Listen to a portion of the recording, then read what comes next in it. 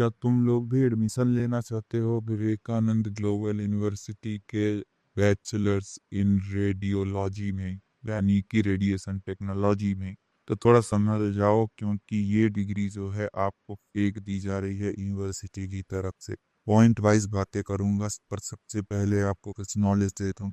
यहाँ पे atomic energy regulatory board, जो हमारा AERB होता है, उसका रजिस्ट्रेशन तो है VGU के पास, पर जो राजस्थान की रेगुलेटरी बॉडी है, जिसे कि हम RPMC कहते हैं, यानी कि Rajasthan state allied and health care council, जो कि देखती है रेडियोलॉजिस्ट और टेक्नोलॉजिस्ट वगैरह की ट्रेनिंग को ओवरसी करती है, उसका रजिस्ट्रेशन विवेकानंद ग्लोबल यूनिवर्सिटी के पास यानी कि VGU के पास नहीं है।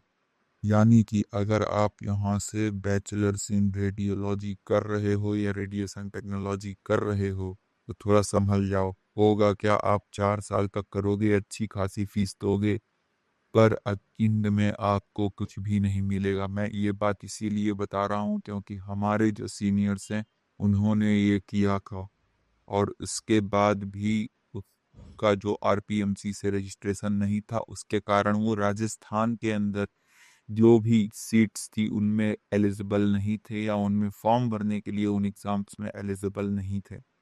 वैसे अगर आप तो रेडिएशन सेफ्टी ऑफिसर RSO वगैरह बनने का, तो आप राजस्थान के अंदर उसके लिए वैलिड नहीं होगे। उसका एक कारण है, विवेकानंद ग्लोबल यूनिवर्सिटी आपको डिग्री तो करवा रही है, पर इनके पास इक्विपमेंट नहीं है, इनके पास ढंग की फैकल्टी नहीं है। VGU के अंदर एक ढंग की CT स्कैन मशीन तक नहीं है, एक एक्सरे मशीन तक नहीं है जो कि फुल्ली फंक्शनल हो। तो यही कारण है कि इसे RPMC यानी Rajasthan state allied and health care council का रजिस्ट्रेशन नहीं मिल रहा है। तुम 4 साल डिग्री करने के बाद तुम्हें मिलेगा कुछ नहीं, और ऊपर से तुम्हें अलग से मास्टर्स करनी पड़ेगी किसी RPMC रिकॉग्नाइज्ड इंस्टीट्यूशन से, तब जाके तुम कहीं पे फॉर्म भरने के लिए, किसी एग्जाम में बैठने के लिए एलिजिबल होगे। तो जो भी यहाँ पे बैचलर्स इन रेडियोथेरेपी करना चाहते हैं, बैचलर्स इन रेडिएशन टेक्नोलॉजी करना चाहते हैं, वो ध्यान से समझ लें कि उनकी डिग्री यहाँ पे वैलिड नहीं होने वाली है। तो इस कॉलेज से, इस यूनिवर्सिटी से बच के रहो, तुम्हारा करियर खराब हो जाएगा, तुम्हारी पूरे पैसे वेस्ट चले जाएंगे, तुम्हारा 4 साल का टाइम वेस्ट चला जाएगा, और मिलेगा तुम्हें कुछ भी नहीं।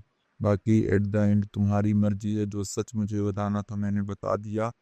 तुम्हें जो तुम्हारा काउंसलर है, जो तुम्हारा एडमिशन करवा रहा है, वो तुम्हें बेवकूफ़ बनाने की कोशिश करेगा, पर तुम्हें ये बात ध्यान रखना है कि तुम्हें बेवकूफ़ नहीं बनना है। तो बेवकूफ़ मत बनो और इस यूनिवर्सिटी से दूर रहो, वरना अपना पैसा वेस्ट कर बैठोगे, अपना टाइम वेस्ट कर बैठोगे, और अपना करियर वेस्ट कर बैठोगे।